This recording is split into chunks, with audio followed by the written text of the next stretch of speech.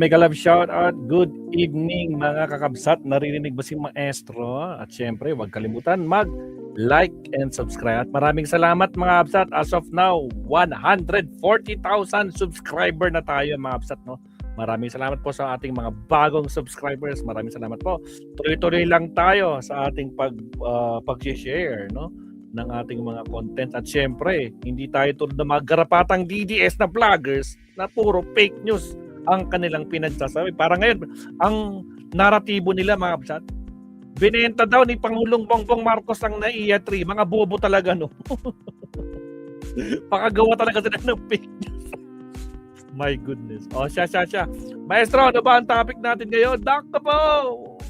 Dahil special session ang binigay ni Pangulong Bongbong Marcos, binigyan niya ng go signal. Sige, mag-special session kayo. Nako po, problemado. Etong si Secretary Llamas, meron nakapaw! 3 senador! Sino tong 3 senador ang lilipat? Lilipat mga kakabsat dito kay Gatchalian Black. Nako po! Ngayon, problemado ngayon si Alan Peter. Paano na yan, Alan Peter? Iyakan time na. Diba, Sir Leonardo? Diyos ko po, good evening. Good evening, Sir Leonardo. At saka sa lahat ng mga silent viewers. Shoutout sa inyo. Sir Leonardo, 140,000 na tayo. No? Kanina lang, naging 140,000. So maraming salamat sa mga bagong subscriber. No? Maraming salamat po. Tuloy-tuloy lang tayo.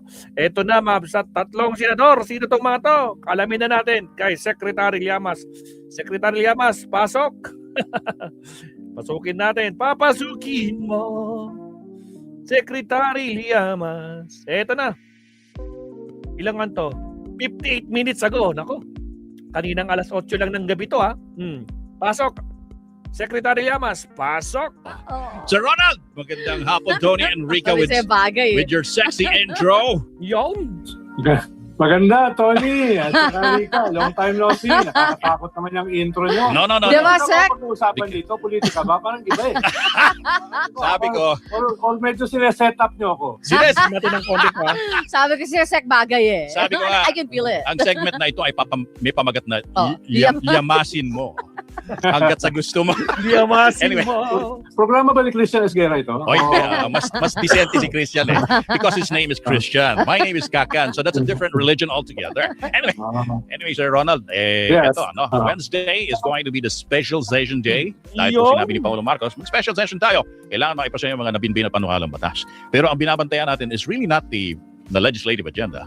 Pero kung sino yung sisipot na dadagdag sa quorum ng Senado, Sir Ronald. At nagulat ka ba? Oo, nagulat ka ba, Sek? Secretary Llamas, wag masyado, wag mong gugulantangin ng pan. Kasi si Mike Defensor nagulantang sa special session. Bakit daw magkakaroon ng special session? Pwede naman daw sa normal days. Pagkatapos sa July, ay ng kamote, oo. Ibaba ko lang yung sexy music kasi baka yung sisipot ay ayaw niya ng sexy. Ayan, sige, let's go. Natetense ako dyan sa sexy music mo. Yan na. Alamin natin. So will there be... Baka mapahamak ako kay Rica. Wala nang hindi na kailangan, Sek. Sa majority ng Senado, kay Senator Sherwin Gatchalian, 12 na sila. But there was somebody over the weekend na nagpahiwatig na dadalo siya sa special session. So will the majority block have a 13th new member? Well, dati pa natin hinihintay itong special session. No? Siyempre, ang gagamitin nilang dahilan sa special session ay priority legislation. Katulad ng ginawa ng presidente ngayon. Ang haba ng kanyang listahan.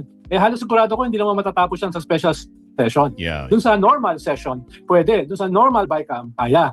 Kaya, yes, okay naman yung mga legislation na yan. Pero tayo namang nakalabas ng kuweba, alam naman natin na ang main agenda ay yung binabanggit nyo. Yeah. Yung ikatatlo. Ikatatlo na Ikalabintatlo. boto. Hindi ikatlo. Hindi si Judas, ha? Hindi si Judas. Ano ba? Kasi ikatlo, identified kay Judas yan, no? Sino ba yung tatalon? Diba? Na baka hindi lang isa, baka 3. Allen, Hindi natin alam. Really? Baka 3 pa. Ano daw? Hindi lang isa, baka 3. Sino yan? Grabe ka naman, Secretary Llamas. Sino yan? Shout out, Allen Valencia, Sir Leonardo. Shout out sa inyo.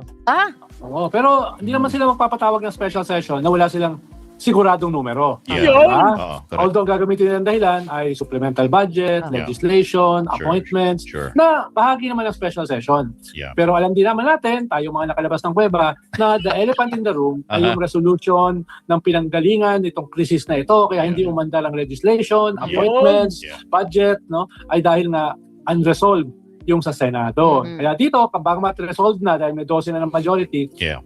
gusto nilang tuldukan kung sino ba ang Senate President. Yeah. Lalo na, Mm. moving into the Impeachment. pre-trial meeting sa 18 at saka yung official start ng Senado as a Ay, trial. paano? Pre-trial sa June 18. So sa June 17, malalaman na. Ay, Diyos ko po, Rudy, ang ganda nito. court sa July 6. Yeah. So with the impending paglipat ng isa pa or maybe tatlo pa dun sa kasalukuyang majority block, ay sabi nga natin, matutuldukan na finally yung question na sino ba ang lehitimong leader ng Senado? Sino ang may magkakaroon ng sapat na boto para siya ay mahalal as Senate President? Sir Ronald. Mark, Yes, sabi kasi nung maraming legal luminary, sapat na yung 12. Dahil yung isa nakulong na eh. Ayaw eh. Yung functions and duties ng Senate ay tanggal na. Mm. Which means 23 na yung senador. At yung simple majority to kick out a Senate President and to elect one ay sapat na doon sa 12. Mm. Pero syempre, gusto makasigurado ng present Senate leadership. Mm. Kaya hinihintay pa nila yung ikatlo na tatalon. Kahit meron na silang recognition from the executive and the lower house, Yeah. gusto lang nilang makasigurado. Oo. Correct. At mukhang nung pinatawag itong special session, medyo sigurado na sila. Yeah. Pero I don't know, hindi naman ako privy sa kanilang mga usapan. Ako naman, katulad yung nanonood lamang. Oo. Pero kasi nga, Sek, di ba? Sa special session naman ito, ang kanyang sinasabing pagdalo. Automatic ba na dahil sinabi niyang dadalo siya sa special session, sasabihin na agad natin na tatalon niya doon sa panibagong minority at iiwanan na yung kanyang grupo? Of course, you weren't born yesterday. So alam naman natin, kahit ano pa Of course, we are not born yesterday. Mukhang alam na alam basang-basa ni Secretary Llamas. Ay, Secretary Llamas, magagalit na naman sa'yo si Alan Peter. Babanatan ka na naman ni Alan Peter, sigurado. Babanggitin ka na naman niya Yuki Sawaki, Mark Bon Jovi, Allen Valencia. Sigurado magagalit na naman si Alan Peter dito kay Secretary Llamas kung ganyan na mga wordings na ginagamit si Leonardo. Sigurado. Ha? Hindi makakatulog ngayon si Alan Peter. Tragis, akala ko ba solido tayo? Solid 13 tayo, walang iwanan. Bakit niyo ako iniwan? Ay, das ka pa, Rudy. yung paliwanag niya, no? Siya ay bahagi ng bagong majority Yeah. at dahil may bagong majority ay pwede nang palitan yung Senate President. Mm. No? Kaya that wasn't lost on us. Oo. Kaya I think yan yung main reason ba't yung schedule ASAP yung special session. No? Halos kinabukasan kagad eh. Yeah. Kaya nga, kinakabahan na nga si Mike Defensor eh. Bakit kailangan mag-special session? Pwede naman yan sa normal days ng session nyo. Bakit ganyan? Bakit kailangan ay, tanga. Putragis talaga itong si Mike Defensor. Nag-iiyak. Ha? Umiiyak kay Pangulong Bongbong Marcos. Bakit daw nagbigay ng special session si Pangulo? Ay, Diyos ko po, Rudy. Sino ka? Special session na. Dahil baka mausog, magbago pa yung numero. Mukhang crumbling na yung sabing, ano yung Which one? term nila? Ano yung term nila? Solid. Solid SB. Hindi, SB11 tayo nun di Yung ba? kila Sherwin Oo, yun. yung kila Sherwin. Pero may sinabing term si APC na hindi din matitibag yung kanilang grupo. Mukhang dahan-dahang natitipak na nga po at mukhang may sabi nyo nga, Sek, may dalawa pa na Dadagdag. mukhang Lilipat. dadagdag o mukhang lilipat. So, anong nakikita ninyo dito? Is it already showing cracks na ang pamumuno ni APC from the very beginning, wala naman din talagang anything that holds them together? Actually, pag ginagaslight ko yung bunso ko, ang sagot niya sa akin, di wow. Sagot niya sa akin, talk to the hand. Ayun. Ganun ako, no? Pag ginagaslight ko siya, kaya mahirap i-gaslight yung bunso. Pero itong nangyayari ngayon ay, kung titignan mo, Tony at saka Rika, itong mga previous meetings nung faction ni Alan Peter, Yeah. 6 na lang ang dumadalo. Tama. Wala yung 2 bilyar. Wala si Bongo. Wala si Joel. Ay, alam na this. Ramdam na. May 4 na kulang. Bakit? Bakit wala yung 4? Nasaan yun? Kaya yung potential ng mga tatalon, at the very least, manggagaling dyan sa 4. Doon sa missing. Yes, either isa. Ibig sabihin yung 3 manggagaling sa 4 na ay, grabe. Alam nako, Sir Leonardo, magulat na lang talaga tayo.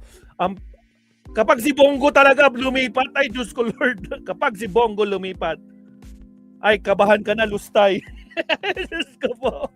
dalawa o tatlo. Dahil kailangan nila yung show of strength eh. Yeah. At least 10 sa kanila magpakita. Mm. Eh hindi nangyayari. Oo. Di ba? Oo. Usually nga si Alan Peter lang at si Marcoleta yung naiiwan, di ba? Oo. Doon sa kanilang RAMP Blue Ribbon Committee meeting. Rump. Kaya makikita mo na tama si Rica, Yeah. medyo yung solid, no? Yung solid na dating majority, ang solid na lang, ang pinaka-solid na lang ay yung online selling. Oo.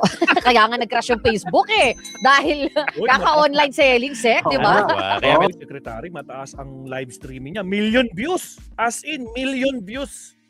Ha? Grabe. Paldo. Si Alan Peter Cayetano sa kanyang mga Facebook Live. Million views. Paldo. Nainggit nga ako eh. May dala na nga akong bell para siguradong add to cart na. Please, Di ba? Hindi mo ba kinakonsider yan, Tony? Pag Medyo, wala sabi ka ko ng nga, trabaho? as an additional sideline, dahil ako ay kasama sa rango ng underemployed, baka kailangan Oo. pasukan ko na rin yun. Anyway, so, Isama mo na si Danny Buenafe. hindi na kailangan ni Danny yun dahil sapat na yun nakukuha ang pensyon ni Danny. Yuki Sawaki. Sir Daniel, mention daw. Anyways, so ang tawag dito, yung pinipilit din kasi siyempre ni Senator Cayetano na sila po ay parang ngayon ay ang ino-oppress at pinapersecute. Parang ang nangyari nga halos ihanay na niya yung sarili niya sa pagkamartir daw ni dating Senador Ninoy Aquino. May ginagamit po siya yung hand signal, no? Na Laban sign. Yes, yung nakasanayan po na mga lumahok po sa mga panahong iyon 1980s. Mhm. Yung L stands for laban. Mm. Ang problema, Sir Ronald, yung L kasi, lalo na kung sa kultura ng mga Amerikano, di ba? At ang mga kabataan, Ay kapag nilagay mo dito, nakikita mo ba, Sir Ronald? sa noo, pag nasa noo yung Pag L. ito ay L, Oh. loser! sabi ni Ace Ventura, loser! Di ba? Ay grabe, no? So, you can take the L, but you cannot associate it with your present situation. Lalo na kung sinasabi mo yung L na laban mo ay katulad ng laban ni Ninoy Aquino. Naku, naharangan tayo, ma'am. Ang init! Sana nasa Japan tayo. Siyempre, again, maraming salamat sa Ma'am. Again, huwag kalimutang mag-like and subscribe. At siyempre, maraming salamat sa mga bagong subscriber. Again, 140,000 na tayo as of today, mga kakabsat. At saka hindi pa nag-subscribe dyan, baka naman, subscribe na po. Maraming salamat. At siyempre, pakisubscribe din si Kabsat Simply Talkies, mga kakabsat, ha? Okay, pasok. Ni Senator Ninoy Aquino, medyo umiikot siya sa libingan. Yeah. No? Umiikot yan, no? Dahil si Ninoy naging simbolo ng human rights against dictatorship, ba? Eh si Alan Peter naging simbolo ng tokhang. Yung Secretary of Foreign Affairs na dinefend Kaya nga lagi simple lang tokhang. Laban, Putragis, nanlaban. sa kanya yan Yeah. sa United Nations, no less. Yeah. At sa mga interviews niya sa Al Jazeera, etc. Ang kanyang framework, lahat ng laban. Tinanong nga siya ng host Annalyn sigurado Anderson. niyo, libo-libo ng laban? Anong sabi niya? Yes. So medyo kung siya ay icon ng tokhang, si Ninoy ay icon ng human rights, di ba? Yeah. Oh. Kaya medyo, akala ko, may limits na yung kawalang hiyaan ni Senator Alan Peter. Wala palang limits. Pero mo kinumpara niya yung sarili niya kay Ninoy at binanatan pa niya yung Aquino family na walang monopoly Sa pangalan daw monopoly nila. Oo. sa pangalan ni Ninoy. No? Yeah. Pero mo kanya yung sinasabi, sa gitna ng controversy dito sa Senado, yun yung problema. Yeah. Talagang desperate ka na, you're clutching at straws. Yeah. Pati yung laban sign, inaagaw mo na. Pati yung legacy ng Oo. Aquino, inaagaw mo na. Sobra ka ng desperado. Oo. Ang ayusin mo, yung iyong majority. Ang ayusin mo, yung mga kakampi na parang nagiging distansya na tayo. Dismantle Kung gamitin yung mga established na nangyari sa kasaysayan. Medyo mas nakakaawa ka niyan. Ha? Medyo naluluha na nga ako, Rika. Dahil? No? Kawawa naman siya. Aha. Sobrang desperado na at katulad ng kanyang ate, kulang nangangamusta. Yun nga, tatanungin ko. Mga kabsat, sinong naniniwala kay Secretary Llamas na desperado na itong si Alan Peter Cayetano, no? Lahat gagamitin niya, pati yung laban ng mga dilawan, no? Diyos ko po, Rudy. Kaya nag-iiyakan mga garapate. Wala na sila magawa, kundi double time sila sa kaka-fake news. Diyos ko po. Kasi kinumusta mo ba? Baka hindi mo kinumusta kaya naiiyak. Sige, next time, kakamustahin ko na. Oo. Araw-araw ang banat sa akin eh. Oo. Alam ko, kakamustahin. No? Speaking of the session, the special session, ang pag-uusapan natin legislative agenda. Kung kunyari 13 lamang sila ang pupunta doon, maaari pa rin ba nilang pag-usapan at ilusong yung mga legislative agenda? Kulang pa rin sila, Sek. Of course, kahit nga 12 lang eh. Quorum Pwede na nila yan, pag-usapan. Oo. Dahil meron na silang simple majority. Dahil yung kabila, 10 lang eh. Or less. Kaya pwede lang pag-usapan yan. Halimbawa, yung nakabinbin sa Commission on Appointments, Yeah. pwede lang tapusin yan. Yung ilang priority bills na naka-third and final reading na sa House, katulad ng Freedom of Information Act, pwede lang tapusin yan. Yung iba, baka kailangan pa ng panahon. No, baka masyadong excited lang yung presidente, ang daming sinama doon sa kanyang legislative agenda. Oh, No, alam naman natin, hindi ganun kabilis yan. yeah. No? So, yung iba, kaya na tutultukan, tapusin, Senate presidency, Yeah. simple majority, at yung mga appointments. And Na ang tagal na nakabinbin. Oo. Tsaka, by next week, sisimula na yung budget process eh. Oo. meron kasing, syempre, no, isa dun sa mga sinertify as priority bill ni Pangulo Marcos Jr., yung anti-political dynasty. So, kabilang yung anak niya, no, si Deputy Yes. Speaker Sandro Marcos na isa dun sa mga co-authors along with Speaker Bojo D. Pero maraming may agam-agam na itong bersyon na ipinasa sa House, pag umabot na sa Senado ay napaka-diluted nga daw, no? Napakalamya. Hindi ho talaga tunay na ina-address yung issue of anong tawag dito? Dynasty. Pero iba naman yung sa... Dynasties oo. iba yung sa Senate. Iba yung sa Senate. Okay. So, do you think, no, Sir Ronald, na magkaroon ng mas matigpit na pagbabawal sa mga magkakamag-anak to occupy different positions in government at the same time? Yes, ang malitas ko, Tony, yung Malacanang ay hindi ganun kasaya dito sa bill na inaprubahan ng Congress. Dahil nga, ang tingin nila, pinrioritize ito ng presidente, tapos ito lang pala yung lulusot. Kaya mahalaga yung BICAM sa usapin ng anti-dynasty. Kung mababago pa ba yung bill na yan ng House. No? Dahil hindi sila masyadong masaya dyan. Dahil ang tingin nila, pag na-aprubahan yung ganyang version, sasabog yan sa mukha nila. Kasi sila yung nag-certify as a priority bill eh. Yan sa Yeah. anti-dynasty. Tapos hindi naman pala masyadong anti-dynasty. So tatamaan sila. Kaya tingin ko, pagdating na sa BICAM, sa special session, ay mamamodify pa yan. Whether yan ay makakaprubahan during the special session is another issue. Pero I'm almost sure, hindi ganun kasaya yung present leadership ng Senado at yung Yeah. Malacanang sa kinaklaseng version. Pero kung higpitan man ng Senado ito, mas mahigpit ang maipasa ng BICAM, SEC, ang dami nilang tatamaan. And we do know na parang 80% ng political nakaupo ngayon sa buong bansa Correct. galing sa political dynasty. Baldado, Correct. mababaldado ba ang gobyerno natin, pati sa LGU, kung ang may papasang political dynasty ay very strict? Well, very defining yung mapapasa. Dahil ang tagal na, almost 4 decades na nakalagay ito sa ating constitution, tapos hindi naman siya na-implement. Dahil nga, binabarhan ng dynasty sa Kongreso at sa Senado. Diba? Kaya bahagi ito ng ating political crisis. Hindi lang tayo nakaharap sa crisis ng Senado. Nakaharap tayo sa crisis ng lahat ng ating institution. At kung hindi yan magagawa, magpapatuloy ang crisis. Kahit ma-resolve yung crisis sa Senado. Because it's a crisis ng unprecedented corruption, crisis ng weakening ng ating political institution, crisis ng invasion sa atin sa isang superpower, crisis ng ating ekonomiya na nagdi-deteriorate at nagdi-deteriorate. So lahat yan ay sabay-sabay. Kung hindi susolusyonan yung usapin sa anti-dynasty na related sa ating economic crisis dahil mga dynasties ang kumokontrol ng ekonomiya, lalo na sa mga lokalidad, yung mga cartel, hindi mo mahanapan ng solusyon yung ating unprecedented crisis. Dahil ang kailangan mo ngayon ay also an unprecedented response, an unprecedented kind of leadership. Or else patuloy tayong mahuhulog sa bangin. Sec Ronald, bago tayo magpaalam, ano? At ipasok ko ulit yung sexy music. Ay, harangan na naman tayo. Again, sa mga bagong pasok, shoutout sa inyong lahat. Huwag kalimutang mag-like and subscribe. Maraming salamat po. Okay, pasok. Di ba, mainit na nga po yung 2028, no? Nasa radar na ng lahat ng tao kung sino maaaring tumakbo against Sara Duterte. Meron na ho ba talagang malino na direksyon kung sino po ang maaaring ipantapat kay Sara Duterte as the sino ba? Administration/opposition candidate? Hindi ko maalam kung malinaw ka na ba ano matawag ko eh. Well, mga almost 2 years before the election. Yeah. Ang tingin ko, later this year, in the next few months, makikita mo na kung sino yung makikipag one-on-one kay Sara. Dahil hindi pwede ng more than one yung lalaban. No? Ang tingin ko, all the other forces, kahit hindi sila magkakasundo, agree na isa lamang ang kaya na tumapat. At yung palayan, I think ko magle-level up later this year. No? At tingin ko yung gobyerno may indirectly support a candidate na kayang talunin si Sara. Kaya lang ng gobyerno, pag nanalo si Sara, ubos sila. Hindi lang figuratively. So, all the forces, I think ko papunta sa isang kandidato, sa isang unity. Pero bago umabot doon, syempre lahat yan magkukan muna, puporma muna. Syempre. Diba? Puporma. Para makita, sino ba yung pinaka-viable? Oo. Sino ba pinakamaganda sa rating? Sino ba pinakamagaling sa Sana nga network? ganun eh. Tingin mo ba, Mhm. Sek, ano din? Girl power to? Girl versus girl. Girl power ang Ah. ating. Kaya ako, wala akong alinlangan. Oo. Kaya magbibigay ng solusyon sa ating mga problema ay pamumulungan ng isang babae. May duda ka ba, Rika? Alam mo, wala akong duda kasi kami mga babae, lagi kami Oy, tama. grabe. Tingnan mo naman. Wow. Nakasubo tayo doon sa Kaya. Ronald. Kita mo naman. Anyway, so sige. So, salamat sa Ronald at binigyan nyo kami ng oras today at Mhm. alam ko namang in demand si Sir Ronald. Kahit sa ang vlog mo makikita Sir Ronald, nandoon siya. Oo. Hindi naman. Madali naman Hindi Pero kasi dito lang ako nakatanggap ng ganyang ka-sexy na intro. Of course. Kaya because, nakaka-intimidate. Hindi. Because, Sa segment na. na pinamaganda. Iyamasin mo hanggang sa kaya. Tragis, Diyos ko po, Lord. Maraming salamat, Secretary Leonard. Grabe, maabsat to, Diyos ko po, Rudy. Asahan natin, maabsat. Baka hindi lang yung isang lilipat.